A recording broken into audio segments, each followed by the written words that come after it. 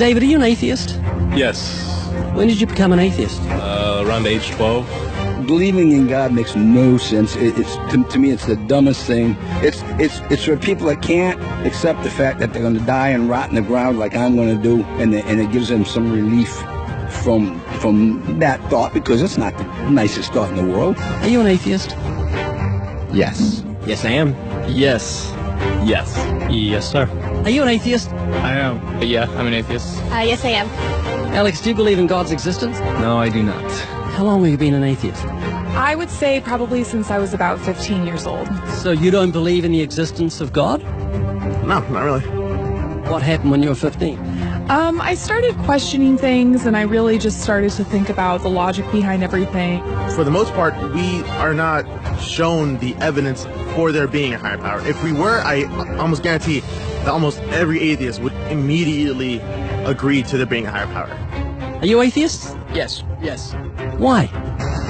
Well, I just haven't seen enough evidence, I suppose. I grew up in a Christian family, and just over the few years during high school and as I grew up, I just realized that there wasn't a lot of evidence to support that belief system. Are you open to evidence?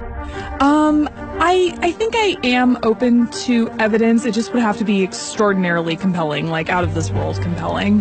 If you could be given evidence, reasonable evidence, would you listen to it? Yeah, I would. You're someone who has no faith or no belief in a higher power or a creator, but if you were shown evidence, you would change your mind because you're open. Absolutely. Flick through the pages of the book I just put on your lap, look at the color pictures, and I'll ask you a question.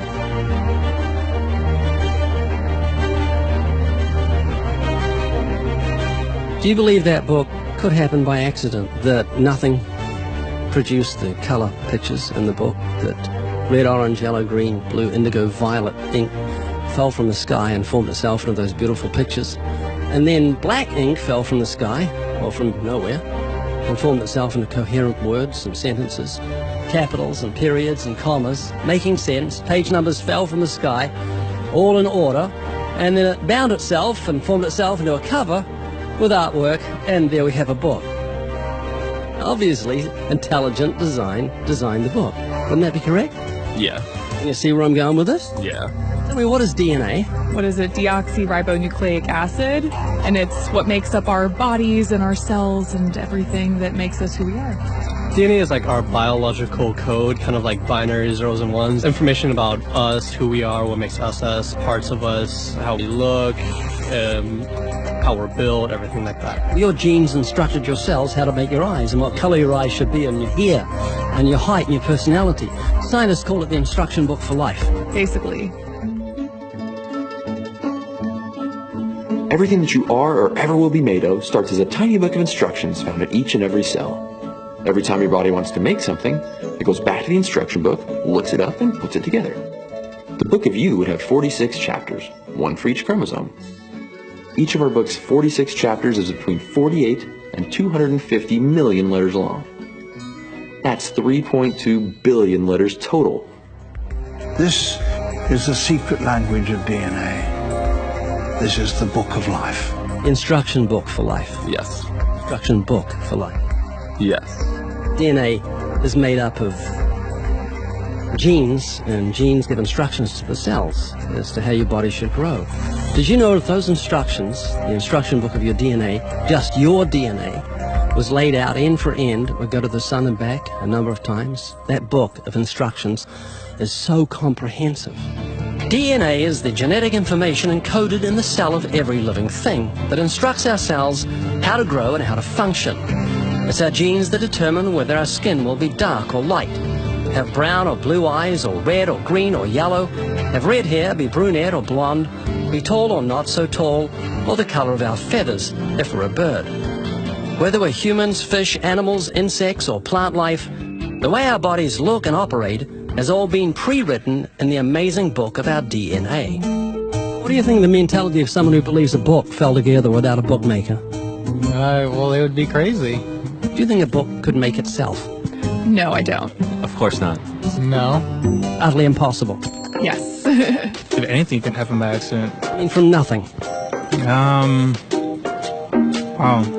Couldn't happen, could it? I don't think so. It'd be impossible. It would be like saying an explosion caused everything that makes a 747 airplane to all just come together by accident without some intelligent thought behind it. That's a good point. Do you believe DNA happened by accident? No, I think that it developed over the course of many, many millennia of evolution and development. DNA exists in every living thing. Its origins don't matter. The fact that there is intelligent information tells us there must be an intelligent designer. Is this making you think? It is, and I do think about it from time to time. It's just, yeah, it's complicated, definitely. Well, DNA's complicated, but the point I'm trying to make is very simple. Book designer, bookmaker, DNA, intelligent designer. God. Does that make sense? Yes. You're an atheist? I am. What would you think of the mentality of someone who thought a physical book could make itself? I think they'd be silly. Of course it can't make itself. What would you think of the mentality of someone who believed the instruction book for life, DNA, made itself? I think it'd be silly as well. It would need investigation. That's atheism. Absolutely. And what would you think of the intelligence of someone who believed the instruction book for life made itself? Low intelligence level. DNA happened by accident? Probably not too smart. DNA couldn't make itself. It's impossible. Does that make sense? Yes. Is this making you think? Yes. And what would you think of the person who believed that DNA, the instruction book for life, happened by accident? We're not just talking about human beings, we're talking about every form of life. Fleas, cats, dogs, elephants, cows, horses, trees, plants, everything has DNA, the instruction book for life. Which makes the book in your hand just seem feeble compared to the infinite intelligence that must have put the instruction book for life together. Can you see what I'm saying? Yeah. Do you believe DNA happened by accident? I believe it could.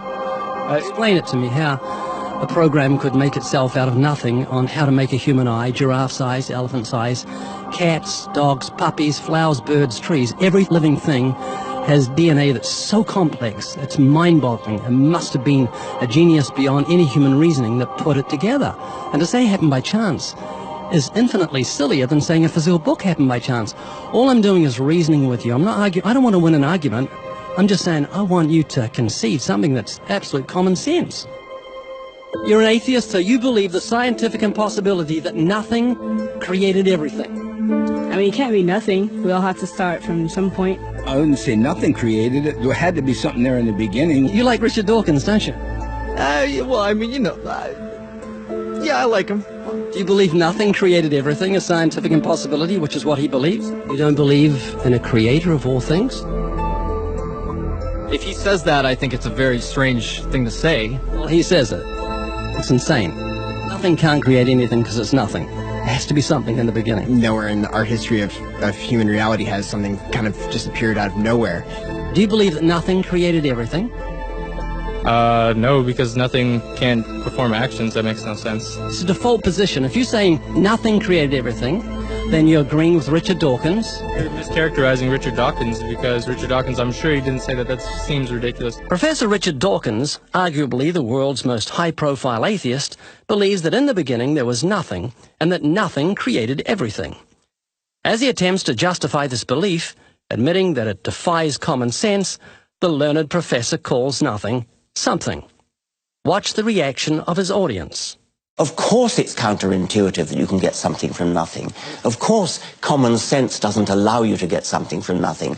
That's why it's interesting. It's got to be interesting in order to give rise to the universe at all. Something pretty mysterious had to give rise to the origin of the universe. Which exactly what's meant by nothing, but whatever it is, it's very, very simple. And why is that funny? Well, I think it's a bit funny to be trying to define nothing.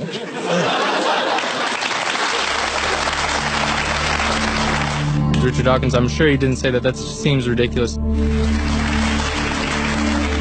The audience reaction confused the normally eloquent professor because he's not used to being the object of laughter.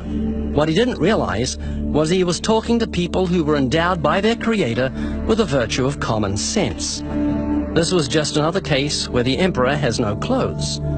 Someone should tell this man who has deceived millions, "You're talking foolishness." Is that what you believe? I mean, it can't be nothing. We all have to start from some point. But there has to be something that created everything. You just wasn't God. Is that what you're saying? Yeah. It's just evolution, how things became from one organism into many. But that doesn't solve your dilemma of the initial cause. There has to be an initial cause. If there was a big bang in space that from there issued cats and dogs and horses and cows, the sun, the moon, the stars, the seasons, and all this marvel of creation came from a big explosion, what caused the explosion, and where do the materials come from the explosion, and why is there such incredible order from the explosion? Every explosion I've heard of creates chaos, not order. That makes sense? Oh, yeah. This is what you're looking for if you were looking for truth. This is your information that you need to say, wow, that's logical. How could all this design from the atom to the universe, an incredible order, just happen by accident? Because an atheist actually believes nothing created everything, which is scientifically impossible. And I'm trying to say, Haley, I just want you to think. You're not just a blob of nothing that came from an explosion that created order, which is against nature. That means that you've got purpose and meaning in the universe. So it's not altogether bad news. I just want a relationship with whoever built me. This is too much, too weird that it happened by accident. It didn't happen by accident. I don't feel that.